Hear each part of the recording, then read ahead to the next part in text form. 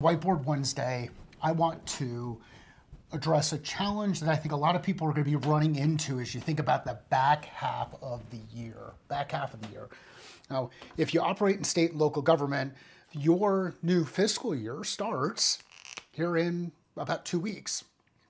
If you work with a company like Microsoft, their new fiscal year starts in about 2 weeks. So one of the cool things about fiscal years is they can end or start in any given month. It's pretty amazing. They can end or start in any given month.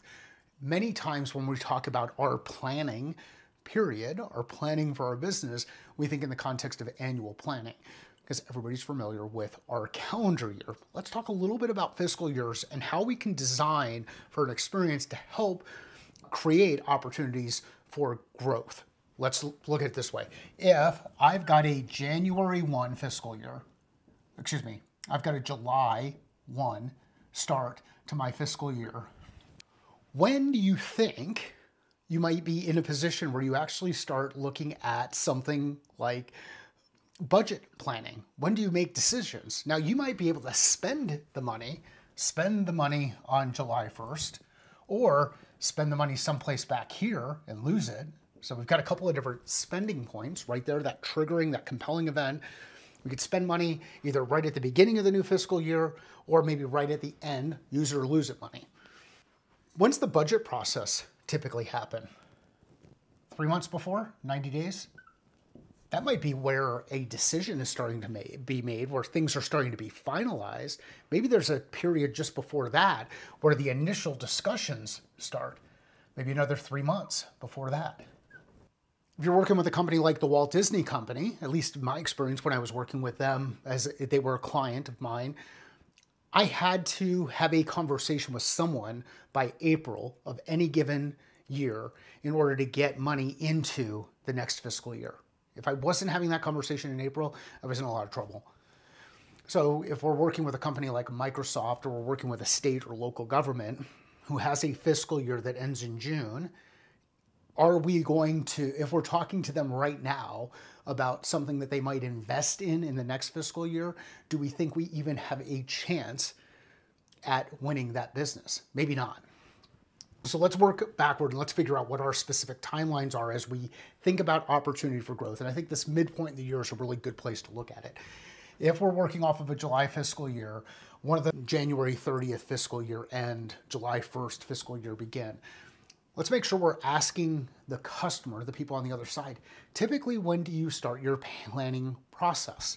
Is it 3 months before the end of the year? Is it 6 months before the end of the year? Typically, when are decisions made when you're looking at investing in resources? Typically, what kind of resources do you make available inside your organization when thinking about unexpected expenses that come up? Now, another client that I had a chance to work with way back early on, and I think I'm past like NDA type stuff because we couldn't name them as a client, but anyway, many of their chips used to be inside a lot of your machines. I'm actually working off of a new MacBook Pro, so I've got Apple Silicon in there, not Intel. But if we're working with Intel and their fiscal year ends in, I think October, if I remember right, it might be September, October. How are we working backward around that timeline? And one of the things that they changed was moving into a quarterly budgetary cycle. So what is the question? A couple of questions to put this into practice. What is the budget cycle? Who is involved in discussions related to those budget cycles? When do the planning meetings happen related to those budget cycles?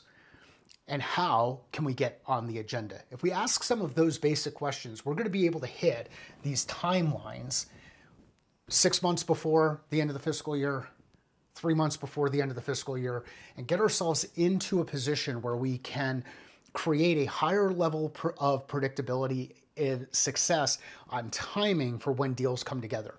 Because typically speaking, what ends up happening in this whole area, that period just before the end of the fiscal year, just before the end of the calendar year, executives have objectives that they have to accomplish before the end of the year in order to get their bonuses.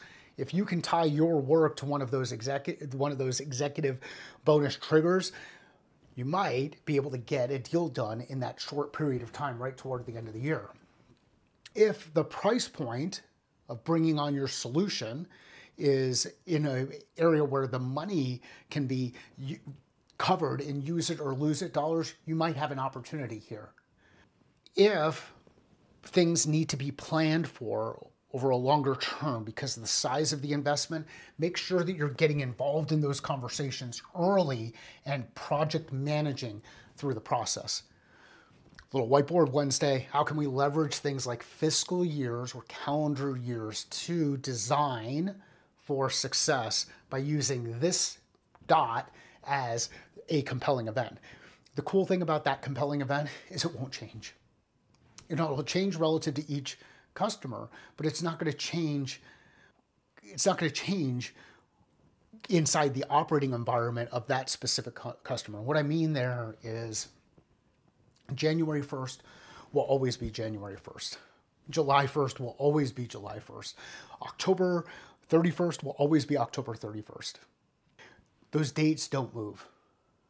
And if we understand how the dates fit into the way that the business operates, we can actually align with their buying process, their decision-making process, their workflow. Remember, the customer is the one who has the problem. The customer is the one who makes the decision. We can help guide them through the process and make sure that they avoid some of these potential blind spots that exist that might be getting in the way. And if you have a conversation with someone inside the organization, you ask them about the budget cycle, and they're not able to answer those questions, what you've got to figure out how to uncover is it because they don't know, they don't have awareness? Is it because they don't want to share with you because they don't think that they need to share it with you, or is something else going on? Remember, it's the questions that you ask that will help demonstrate your level of capability in working and expertise in working with your customers, not the information you share with them. Now, they may ask you questions. That's where your opportunity to share information with them is. So ask better questions related to budget cycles, fiscal years, budget process, thresholds that require a budget process, and you will be able to design for better success here. Let me know in the comments if this is helpful. If you want to go a little bit deeper in this, please let me know, and I am happy to go a layer or two deeper. Remember, everything is theoretical until you put it into practice, then it becomes applied, it becomes practical. You got to get out there and do work. Get out there and do work, apply this, and I'd love to hear some stories around how this helps you reframe your thinking relative to building out your sales plan, your growth plan for the next quarter, the next year, the next fiscal year, the next couple of years. Thank you.